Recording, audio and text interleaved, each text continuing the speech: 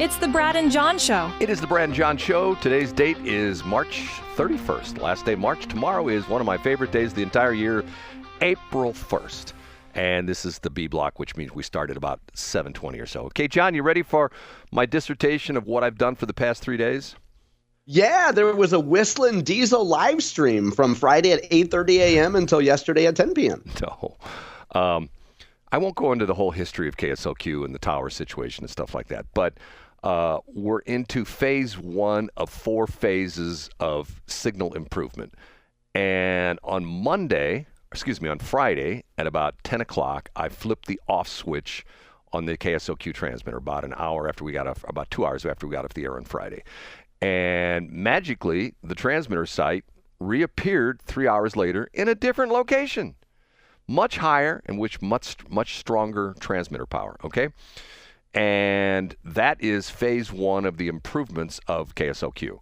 And what I did on Friday alone probably increased the coverage area of 104.5 KSLQ times 10, maybe even larger than that, okay? Phase two is coming, which will probably increase the already increased coverage area another probably 20 or 30%.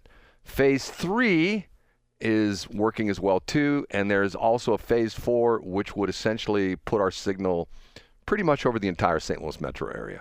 Which and what I've done all weekend is Friday. Well, literally got off the air Friday 8 o'clock out the door to the transmitter site, working all day Friday till the sun came. The sun went down. Well, not that late, but close to it. We get it. Yeah, a lot of work, a lot of effort. Saturday and Sunday. Yesterday mainly just tweaking. So that's the situation right now. Now, unfortunately, we still have the interference issue from our good friends at the Lutheran Church Missouri Synod who are protesting my protest.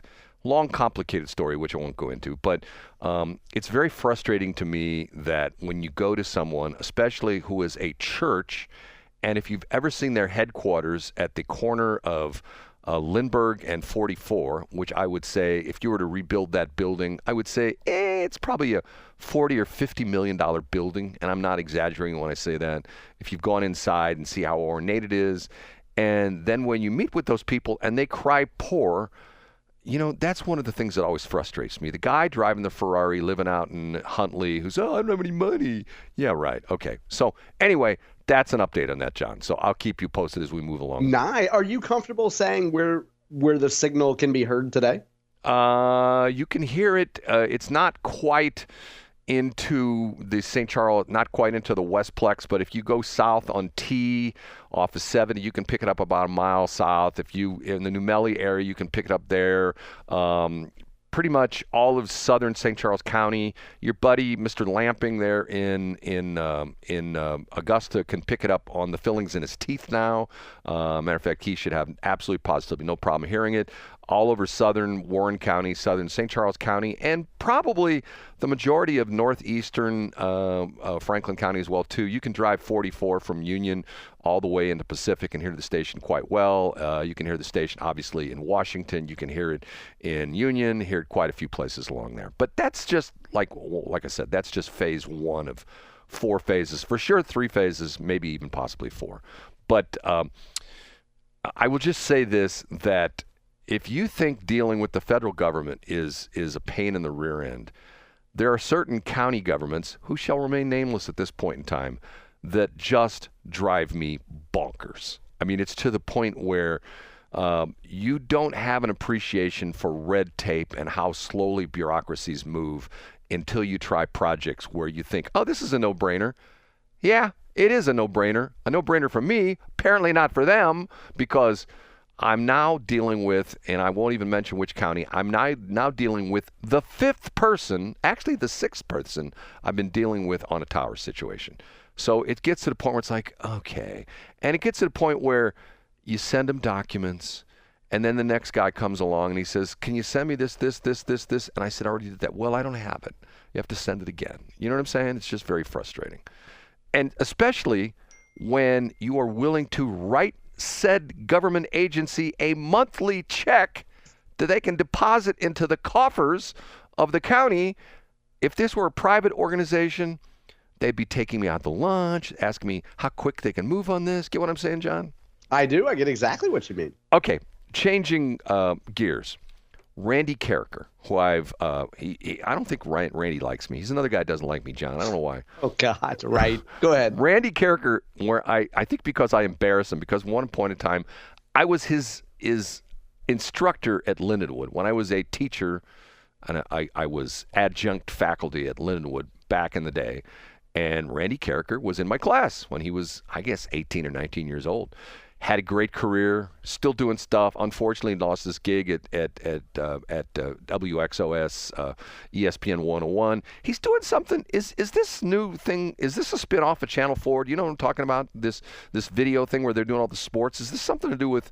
Can you be a little more vague? Well, no. It's some crazy thing where they've got like a channel. It's a local channel where you can watch St. Louis sports all the time, and he's on it, and a bunch of people are on it. And somebody said it's owned by.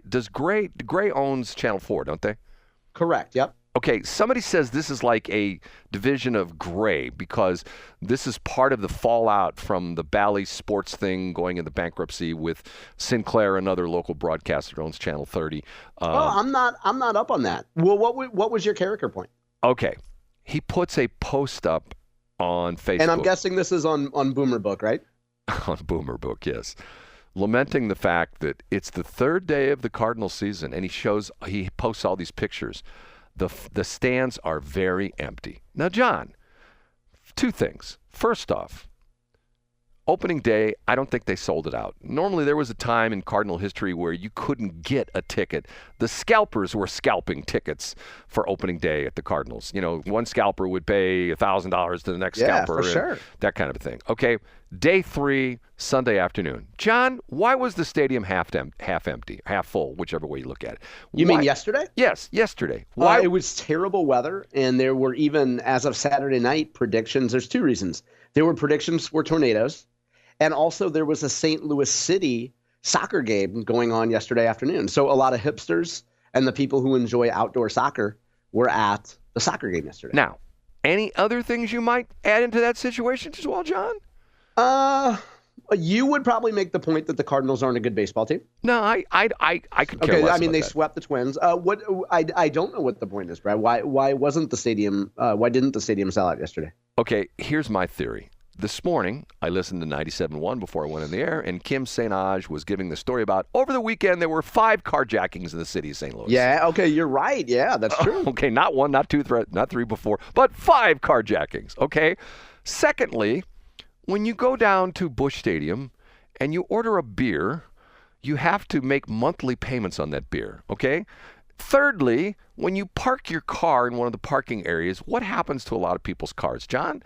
They get broken into. They get broken into. Fourthly, it's to the point where if you've got a nice TV and you've got a nice surround system and you've got a nice, chair to sit in and you can go to the store and buy a 6-pack of Bud Light. I'm not a beer drinker. What's a 6-pack of Bud Light cost nowadays? Oh, I don't know. I'd guess probably around $8. Okay. I guess maybe like $7. Okay. Why would you want to get in your car, drive downtown, pay to park, pay to go to the game, have your car broken into, maybe have your car carjacked? Why would you want to do that, John? Yeah, I mean, the answer is I wouldn't. And unless as a normal person who used to attend, I'd say I used to go to some seasons. I would go to, between 12 and 15 games. So not a ton, but I would go, pretty frequently. I will go to a Cardinal game today if a really good friend has tickets. If a really good friend who I don't see very often invites me, I'll go. But otherwise, I'm not going to go to. I'm not going to park. I'm not going to risk my life to watch a Cardinal game. Okay, so all these reasons, I don't think it's the team. I really don't. And I think the problem is, and I'm going to put a plug in here for the Westplex Chamber of Commerce, the problem is that the city, to a certain extent, has shot itself in the foot. And part of it has to do with Tashara Jones. Part of it has to do with the fact that people are going like, okay, the price has gotten a little bit out of control. And part of it has to be to the fact that, I hate to say this, baseball's not what it used to be. Now, I'm going to tell you something you are not going to believe. And I'm going to tell you this, and I quite honestly still can't believe this, okay? I'm ready. I needed a baseball yesterday. Don't ask me why. I'm not going to give you the reason, but I was in Washington working the transmitter site. So I thought to myself, I'll just go to Wally World and buy a baseball. Do you know what, John? At the Washington, Missouri Wally World, there are no baseballs. And is that the setup to a punchline, or are you being serious? No, I'm being serious as a heart attack. There are no baseballs. So at Walmart and Washmo, they have no baseballs. They have no baseballs. There are no baseballs in Washington. As a matter of fact, furthermore, there are no baseball bats. Now, I went through the aisle. I went up and down the aisles. Soccer balls, footballs, tennis balls, golf balls, and my favorite, the pickle balls, and all sorts of paddles and various sports things, but no baseball bats, no baseballs. And your point is because baseball is so popular that those items are sold out. So when people say baseball is not popular, it has to do with the city and not the sport. No, my point is, I thought to myself, okay, maybe I'm in the wrong aisle. Why can't I find any baseballs? So I go on my Walmart app on my phone, which I do have on my phone, believe it or not. And what's interesting, when I put in baseballs and baseball bats, it says not available at this location. They don't stock baseballs nor baseball bats. Now, well, that's weird. I mean, do you have an answer to why they don't do that? John, you're a business guy. If you're Wally World and you sell no baseballs in Washington, guess what? You're not going to stock any baseballs because baseball has gotten so unpopular with the young kids that even in Washmo, as you come into Washmo, right on Highway 100, right across the street from where the Target is, there used to be 4 very nice baseball fields there for a long time. Very nice, right on the right side of Highway 100 on the corner of International Drive and Highway 100. They're gone. They took them out. That's amazing. And last Wednesday, I told the story last week when we were talking about, on Friday when we talked about ma'am and sir. I mentioned I went to Walmart last week at St. Charles, and I sorted through probably in the baseball aisle, I sorted through probably 30 different pairs of baseball pants. We tried on, there were probably 5 or 6 different styles of batting gloves. And this is the St. Charles Walmart. There were a ton of helmets, bats, gloves. We only needed certain items there, but I spent probably 10 to 12 minutes in the baseball aisle because they had so many baseball items. It was hard to choose from the vast selection that Walmart had. Well, I think this shows you that, even though you have stores, and I can tell my Schnuck store about the 2 Schnuck stores that I frequent from time to time that are about 1.9 miles apart from each other, which are so incredibly different in what they stock, isn't even funny.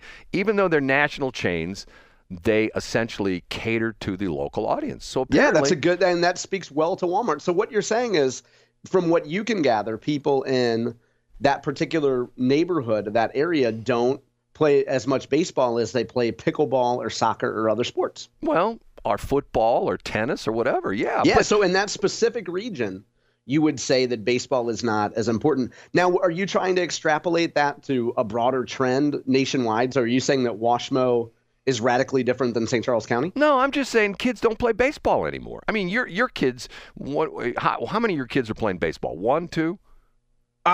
So that's a great question, Brad. And I would say that I would say it's hard to get into a baseball league because there's so many teams competing in every municipality in St. Charles County. But the difference is, in certain areas, baseball's dead.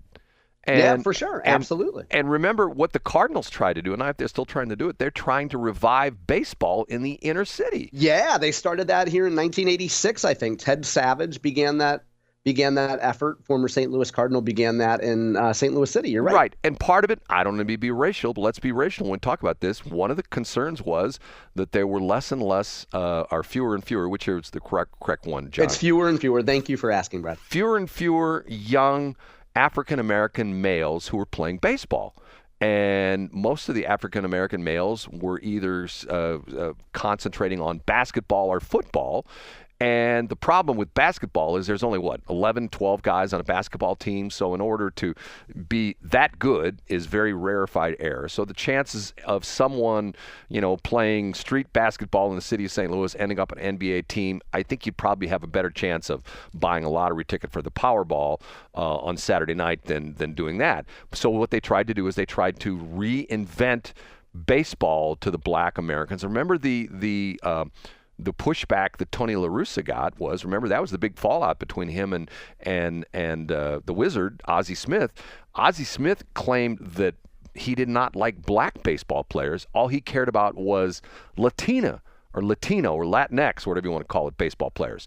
And part of the deal was that Tony explained the reason for that was that in the countries they come from, Dominican Republic, Haiti, countries like that, they can play year-round, whereas the United States, unless you live in the southern tier of states, you can't play baseball year-round. Well, I guess you can, but you don't. I mean, you don't see – I don't care if it's a very popular baseball field in the St. Louis area. When you drive by it on January 15th, there aren't too many people out there playing baseball, if you know what I'm saying, John, right? Yeah. I mean, you could also make the argument of why is hockey popular in Canada? Right. So because kids go to the neighborhood pond, and from November to March they can play hockey outside. And you don't have to have a hockey rink because all the ponds and the creeks and stuff like that freeze over, and you go and you play hockey on the cattle pond on your farm or something like that. Okay. So the bottom line is, baseball is not what it used to be. And Randy Karraker, I feel sorry for you, but you know what? It's just the way things are. And people are going like, well, the St. Louis fans are the best. You know what? That's like people saying people in St. Louis drive the worst. People in St. Louis run the stop signs.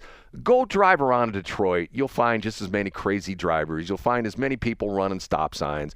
Go to Topeka, Kansas. Go to Birmingham, Alabama. Go to San Francisco. You'll see the same thing. Everybody says, well, St. Louis has the best baseball fans. No, we don't. It's just... people. Yeah, I mean, it's generally regarded, if you ask Major League Baseball players, that St. Louis has among the very best fans in the country. But, your point, Brad, that a lot of times people have a local bias. Our city has the best pizza. Our city has the worst drivers. Our city has the best baseball fans. We all have a local bias there. I mean, objectively, people recognize that St. Louis has among the best baseball fans. But I know you're not a fan of the Cardinals, and you have your reasons for that. John, but you know what we're the best at? What's that, Brad? Traffic calming devices. That's where we're the best. We sure are, Brad. Put more of those on Clarkson. Put them up in Newhall's Ferry. Why haven't we replaced traffic reporters with just drones? I mean, it's not 1986. You know what I'm saying? We're not at KHTR. We don't need a guy flying in a helicopter to tell us that 270 is backed up. You can go to Sue's News, follow her on Twitter, who, by the way, started her radio career in an unfurnished shed. And you could just get as much news as you could from a traffic copter. I gave her a start in radio, and she disses me. I'm thinking to myself, okay, she's had a nice career in the radio business. She actually was on TV for a long time. Did you know that? She was on Channel 4 for I did not know that. Oh, yeah. She was on the morning show. She did weather. She's not a meteorologist, but she did weather for a long time. Wow, very cool. I gave her start in radio, and that's the thanks I get. She makes fun of me, okay? Just like John. He makes fun of me.